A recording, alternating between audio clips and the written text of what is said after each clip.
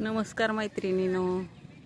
तर तुम्हाला आता व्हिडिओ करायचा मुद्दा म्हणजे काय माहिती आहे का, बरेच वेळा गेट टुगेदर होतं, काय काय होतं, मग त्यावेळेला आपल्याला एकामेकांच्या ह्याच्यातनं पण प्रत्येक गोष्ट आपल्याला परत एकदा मागं वळून जायचं असलं ना, आणि मी तुम्हाला सांगितलं होतं की आपल्याला मागे वळून जायचं आहे.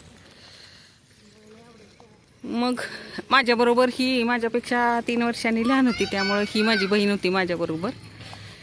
आणि ती पण त्यावेळेला ना स्कूलमध्ये आलो आम्ही शाळेत, तर एकामेकीला आपण बघायचो. तर आणि हा आमच्या शाळेतला झेंडावंदन. आणि तुम्ही शाळेचं नाव असतानाच वाचलं असेल, आदर्श विद्या मंदिर विंग. पण आदर्श नावाप्रमाणेच म्हणजे प्रत्येक त्यावेळेला आम्ही इतकं भोळ असायचो की नुसत्या नावावरनच इमोशनल व्हायची पोरं. आणि आदर्श आणि तेच संस्कार, आदर्श नावातच सगळे संस्कार दडलेले आहेत.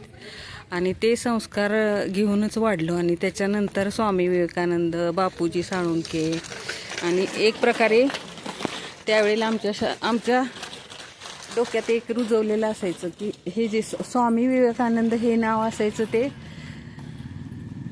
एखाद्या देवासारखंच लहान मुलांना. आणि त्याच्यानंतर हे बापूजी साळुंखे म्हणून एक नाव रुजवलेलं असायचं. बापूजींचे विचार वगैरे भरपूर मांडले जायचे. आणि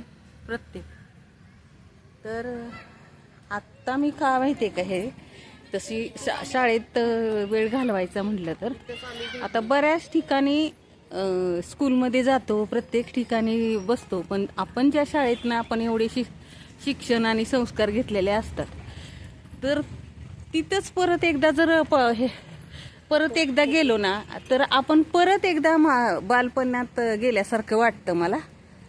आणि अजून एक उणीव तुम्हाला सांगायची होती, ती म्हणजे महत्त्वाची. तर ह्या बिल्डिंगमध्ये नवीन बांधायची चालली होती. त्यावेळेला आम्हाला 5वी ते 10वी ह्या 5 वर्षात हे बांधकाम चाललं होतं. आणि त्यावेळेला मग इथं आलं की परत जरा जुन्या आठवणी जाग्या होतात, भरपूर काहीतरी छान छान आठवतं. आणि आपल्या नेहमीच्या फंड्याप्रमाणे. आणि प्रत्येक वेळी शाळेत आल्यावर आहे की नाही, म्हणजे बाकीच्या पुण्यात वगैरे असताना मी कुठल्या शाळेत जाते, तर त्यावेळेला इथं जी आल्यावर माझ्या मनाला फील होतं ना, ते तिथं गेल्यावर होत नाही. ती लहान मुलांची शाळा असते त्यामुळं. आणि खास करून आजचा एवढा मुद्दा कशासाठी आहे माहिती आहे का, तर माझ्या मोठ्या बहिणीला हायस्कूलला यायला मिळालं नाही. ही तिची एक उणीव भरून काढायची होती. मग ती मला सतत उणीव भरून काढायची होती की तू एकटीच गेलीस. तर मंडळी समजून जा, शिकायची खरं तर तुम्हाला मी मागच्या व्हिडिओमध्ये गरजच नसते. अनुभवांचं शिक्षण भरपूर झालेलं असतं आणि कष्ट करत राहिले तर अनुभव पण येतात. जिद्द चिकाटी ही तर तिच्यात अगदी भरूनच आहे, आपल्या आईवडिलांपासूनच चालत आलेली. आणि त्याच्याबरोबर हे म्हणजे त्यावेळेला आपल्याला बहिणींना असल्यावर लाज वाटते, शाळेत असल्यावर अरे बहिणी. पण मला एक तिची हाऊस पूर्ण करायची होती, म्हणून मी माझ्या मोठ्या बहिणीला, कारण तिला लवकरच शाळा सोडावी लागली. आणि पूर्वी असं असायचं, लहान बहिणींची जबाबदारी, घरातले कामं, आईला हेल्प करायची असती. मग त्यावेळेला तिला मदत करता करता मोठ्या कुणीतरी असायचं ना, त्यांचं शिक्षण कमी व्हायचं.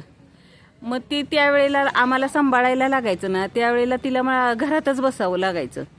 किंवा मराठी शाळेतनं आदनमधनं जेवायला येऊन मग ती आई शेतात गेली का रोजगाराला वगैरे, तर ती थोड्या वेळासाठी आमचा सांभाळ करायची. मग त्यातली एक उणीव भरून काढण्यासाठी आता मी कुठल्याही रम्य ठिकाणी घेऊन गेले असते, पण मला ही पण एक तिची हाऊस पूर्ण करायची होती की चला मला तिला एकदा हायस्कूल दाखवायचं होतं आणि हायस्कूलला न्यायचं होतं. म्हणून मी तिला आज इथपर्यंत आणलंय बसायला.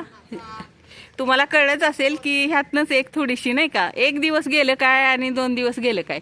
तुम्हाला सांगू का, 10 वर्ष शाळा शिकलं तर तेवढं ज्ञान येत नाही ना, तेवढं म्हणजे तशी ती अनुभवानी आणि प्रत्येक कष्टानं आणि प्रत्येक जिद्द चिकाटी ह्या सगळ्या गोष्टीतनंच ती भरभरून शिकलेली आहे.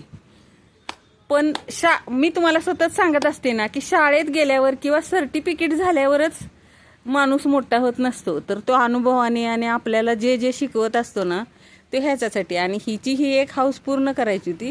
आणि मग त्यातली एक उणीव तर ती मला आज करायची होती, म्हणून हिला मी आज शाळेत घेऊन आल्या आणि आज छानपैकी 1-10 मिनटं बसणार आहे आम्ही इथं. तर धन्यवाद मैत्रिणीनो. श्री स्वामी समर्थ.